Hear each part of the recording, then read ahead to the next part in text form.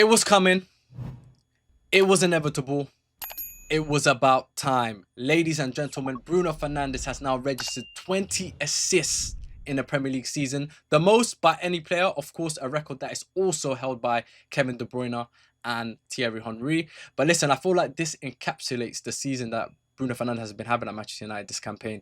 I mean, where do I even start with Bruno? I feel like it's got to the point now where I start using Bruno as a litmus test for people as to whether they know ball or not. Because I feel like what we're witnessing right now, and yeah, people might, start getting crazy at me or whatever. I don't care at this point.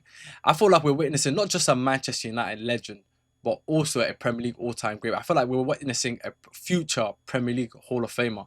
And sometimes you don't need to have a Premier League medal to show for it. You've seen with other greats in the past, you don't have to. But I feel like what he has done since he's arrived in the Premier League up to this point has been incredible. I mean, the numbers show it, the stats show it, and people talk about eye test, but I feel like the eye test also shows it. People have described Bruno Fernandes as a creative machine, and all the stats lean towards that. I mean, the amount of chances he creates, the amount of assists he gets, the type of goals he scores, the catalogue of goals, the catalogue of assists. I mean, Al Capitano, Al Maestro, I think there's no more to be said about this man, and I feel like it's about time that people start putting respect on his name. I feel like people need to start putting respect on Bruno Fernandes' name. And I feel like it is happening now. I feel like people are giving him the respect that he deserves. I feel like for his legacy, this was needed, man. I feel like, he will be remembered. And I feel like with this record, it will help his legacy in being remembered as a Premier League great. And I feel like he deserves a Premier League title. I feel like he deserves a Champions League medal, to go along with all the individual stats and the individual brilliance that he's shown over the years. And I feel like it is a bit of a shame because I feel like had he been at any other top club like Manchester City, PSG, Bayern, Barcelona, Real Madrid, I think he would have been respected a lot more. But of course, now he is getting that respect and it's well deserved. But yeah, I just hope with one game left, one assist to set a new record. I hope he does it. I really do hope and pray that he gets it because that will cement his legacy further, not just at this club, but also in the Premier League. But yeah, I mean, in terms of the actual game, there's a lot to still talk about. Of course, we got the 3 points, we got the win. Last game at Old Trafford, we needed to turn up, we needed to end the season at high, and we still do. We still got one game left to play, of course, away to Brighton. But in terms of at Old Trafford, it was a good way, to send the fans off, to the summer for the World Cup and whatnot. And it's kind of giving fans, I feel like, hope and faith that, we've kind of turned the leaf. And especially now that we got the announcement of Carrick taking charge, on a 2-year deal.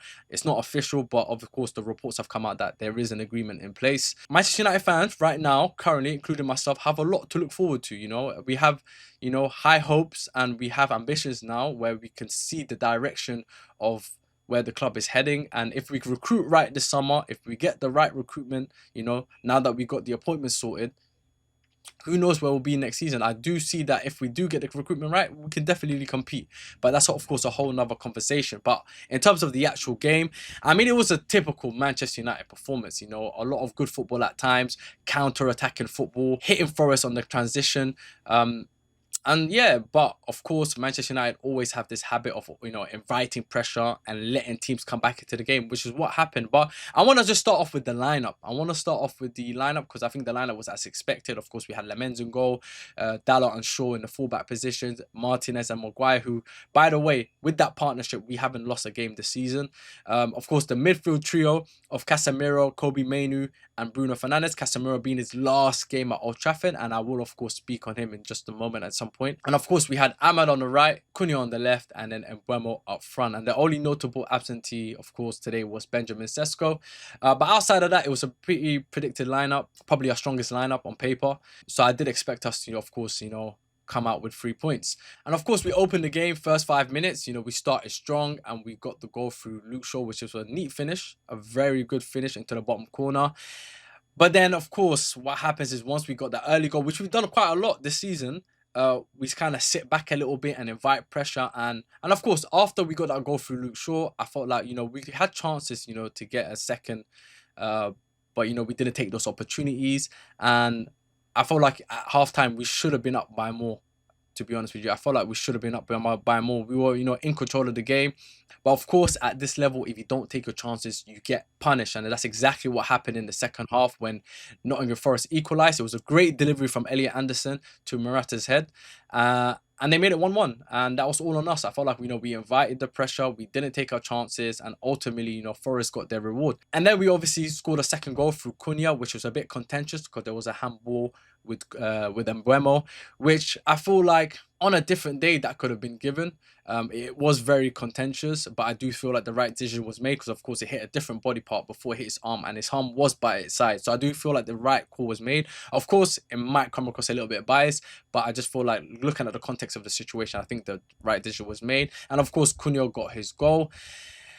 And then, of course, Mbeumo finally breaks his duck. I feel like he really needed that goal for his confidence. I think, of course, he's been a bit of a slump recently in terms of his performances, but that was a big goal for him. And of course, an assist coming from Bruno Fernandes, who, by the way, I felt like should have got 1 or 2 more assists in that game. I felt like he could have easily set the new record in that game, but of course, we'll take that one. And of course, nothing's ever easy at Manchester United. Again, we invite pressure and we allow Forest to score another goal, but all in all, I felt like it was still a good performance. Of course, there is still criticism in terms of, a lack of concentration defensively and, allowing pressure to come back in when we don't need to. We could just kill the game off. But all in all, I feel like it was 3 points that was well deserved. I feel like it was a good performance, a good attacking performance, to say the least. And yeah, I mean, it capped off a very good second half of the season since Carrick's arrived. Of course, the season hasn't been as rosy as it seems right now. Of course, the mood is great.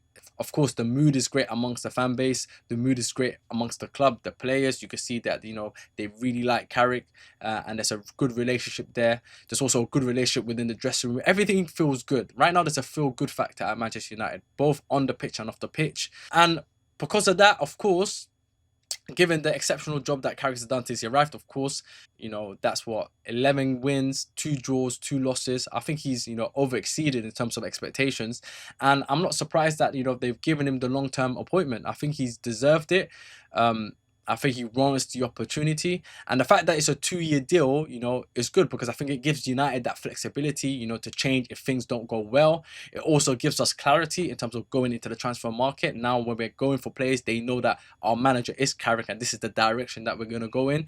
So all in all, I think everyone wins. I think everyone wins. And it also allows Carrick to continue building, also for his own reputation as well, having the chance to be Manchester United manager, of course, being an ex-legend as well, being at the club, it's a huge honor. So, for him, it's really, really good. So, yeah, I mean, in terms of the stability that we built, I think it's the right call. Yes, the argument can be made. Maybe we do need experience. Maybe he hasn't been in an environment, where we're playing Champions League games and we're playing every 3-4 days and he's having to manage games.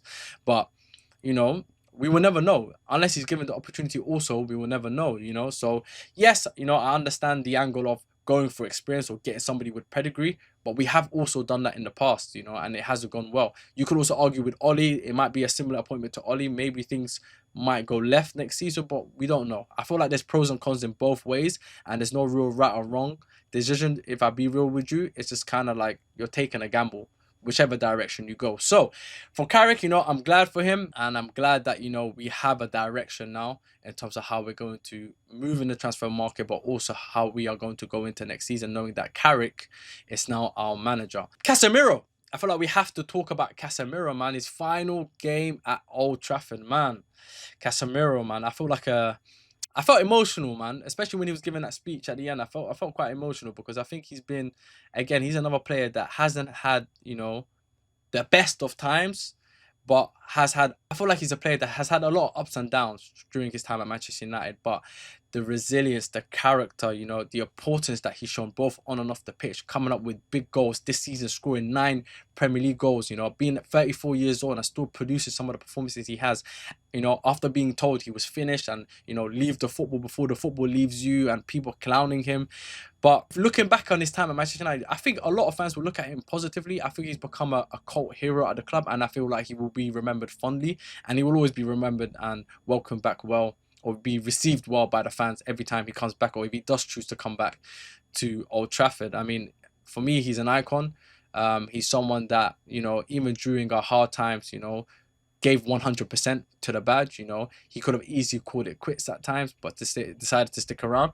I mean, I would stick around too if I was on 300k, to be honest with you, but it's not even about that. I feel like you can see that he genuinely has a love and affection for the club, for the fans, and he cares. You know, he's one of the few players that, you know, shows that he loves the club and shows it on the pitch. You know, because a lot of players that say they love a football club and don't show it with their performances, but I feel like Casemiro every single time, even when he wasn't playing well, would still give 100%. And you know, yeah, I feel like, you know, he deserves to be received well. I feel like he deserves to be celebrating, and I hope, you know, whatever he decides to do next, you know, is big, whether that's in Saudi, MLS, you know, going back to Brazil, whatever it is. I hope, you know, I wish him all the best, and I'm sure a lot of fans do, and he would definitely be remembered well. Definitely remembered well. But yeah, man, emotional farewell tour. Of course, he still has one more game left, of course. But at Old Trafford, of course, that is the last time we have seen Casemiro in a Man United shirt at Old Trafford. But yeah, also, I do want to give credit to Nottingham Forest. I think they did perform well. I think they've done really well in the second half of the season to turn around, you know, their season. You know, at one point they were facing relegation, but I feel like Vitor Pereira has done a amazing job since he's arrived in turning around the club and giving them safety, also going into the semi-final of the Europa League to only to lose to Aston Villa. It could have on a different day maybe got something out of the game. But I do want to also speak about their midfielders, man. Morgan Gibbs-White and Elliot Anderson. I feel like these are two players that Manchester United should be looking at heavily. Elliot Anderson specifically, I feel like Man United really need to do what they can to try bring him into the club. Of course, there are a lot of midfielders that we're linked to, a lot of top quality midfielders whose names have been mentioned, but I think Elliot Anderson should be somewhere near the top of the list. You know, obviously being at Forest, no disrespect for Forest, I feel like he's too good for Forest, and I feel like he needs to level up, kind of like Declan Rice with West Ham to Arsenal. I feel like he's ready for that next step. And again, today you saw with the delivery to Morata and also the performance, I thought the engine, you know, box to box, he covers ground, you know, he's very good on the ball, off the ball, you know, can break the lines, can drive with the ball. He could do a bit of everything. I think he's very well all-rounded, and kind of similar to Declan Rice. I feel like, you know, his valuation will only keep going up. You know, he will only keep getting expensive, and you know, you're already seeing some of the reports in terms of, you know, Forest quoting 100 million, kind of like similar to Declan Rice. But with the lack of midfield options there are, you wouldn't be surprised that every club is going in for him. You know, he's linked to pretty much every big club, and you know, I just hope that we do whatever we can to try bring him here. Of course, it's not going to be easy. You know, other clubs, you know, are probably in better positions to, you know, lure him away, like Manchester City, for example. But I feel like playing for Manchester United just brings something different. You know, I think that's the USP that we have, you know, the history behind the club, you know, what it is to play at Old Trafford, to play for Manchester United. We hold something, you know, one of the biggest clubs in world football, top three, arguably alongside Barcelona and Real Madrid. You know, even in our bad days, even in our darkest days, you've seen that we're able to attract some of the biggest world stars in football. And that's simply because of the, you know, the fact that Manchester United holds weight, the name holds weight, the history holds weight. And so hopefully, you know, maybe Carrick being a midfielder himself can, you know, have a conversation with him and try to lure him to the club, because I think that would be a signing, a game-changing signing for us. And same with Morgan Gibbs-White. I think I look at Morgan Gibbs-White and I look at the number 10 position. I don't feel like there's a lot of good number 10s in world football in general, especially in the Premier League. You know, there's a lack of good creative midfielders, creative attacking midfielders. But Morgan Gibbs-White, I could genuinely see him being a successor to Bruno. Of course, they're two slightly different players, but in terms of the creativity, you know, I feel like I love personally players that are creative and take risks. Like, that's my favorite type of footballer. Those that are not scared to take risks. And I feel like Morgan Gibbs-White is of that. You know, he's not scared to take risks. You know, he will always look to create chances, score goals. And I feel like once Bruno Fernandes does leave Manchester United, because I feel like we do need to plan for that as well, because he won't be here forever, I think Morgan Gibbs-White would be a good addition. And I think obviously him being a Manchester United fan also helps as well. So yeah, man, I hope that this summer we do recruit well. I do hope that we get midfielders into club, because you've seen it this season, our depth and quality in midfield has not been great. I feel like we've been lucky and fortunate that we've been only playing one game a week, because if we had another competition like Europa or something, we would have suffered. We would have definitely suffered. So, you know, just having Manu and Bruno is not enough. Of course, Ugarte for me, you know, isn't Manchester United quality, and he will probably be moved on this summer. Casemiro, of course, is leaving. Mason Mount is not a natural 8 or 6. So we definitely need to bring at least 2 to 3 midfielders this summer of top quality, guys that will come in and immediately raise the ceiling, raise the levels. And I hope it happens. But let me know your thoughts, of course, on the game, or about Bruno Fernandes, whether it's Carrick, whether it's Casemiro, whatever. Just let me know your thoughts. And until next time, peace.